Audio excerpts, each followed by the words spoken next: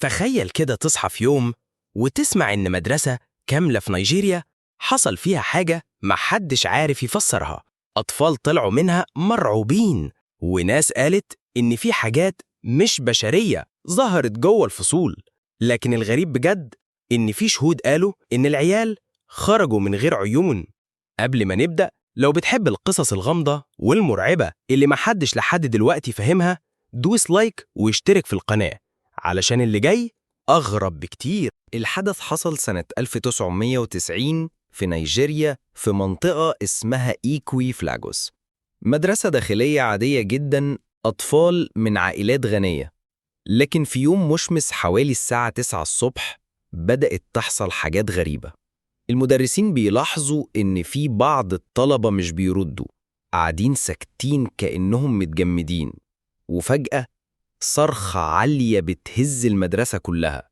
الطلبة بيجروا في الممرات مرعوبين. واحد منهم وقع على الأرض وفضل يصرخ: هو جاي، هو جاي. الشرطة وصلت، لكن لما دخلوا المدرسة ملقوش أي أثر لحاجة غريبة.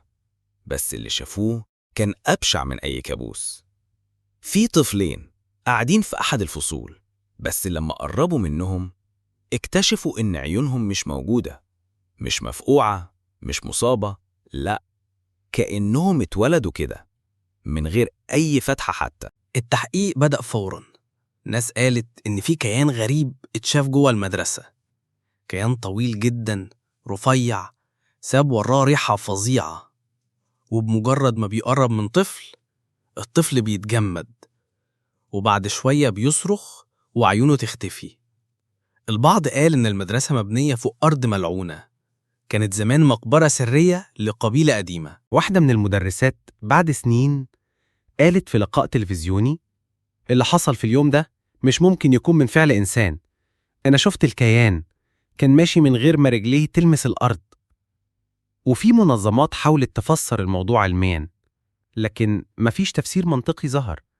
كل اللي اتقال إن الأطفال اتعرضوا لحالة نفسية جماعية، بس ده ما يفسرش اختفاء العيون. المدرسة اتقفلت واتحولت لمكان مهجور، لكن السكان اللي حوالين المدرسة لسه بيسمعوا صرخات أطفال بالليل. وفي إشاعة بتقول إن الكيان ده لسه موجود ومستني اللي يفتح المدرسة من تاني. لو كنت مكان الأطفال دول، كنت هتحاول تهرب ولا تستسلم وتفقد أكتر من مجرد عيونك؟ تابعني علشان اللي جاي أغرب وأخطر.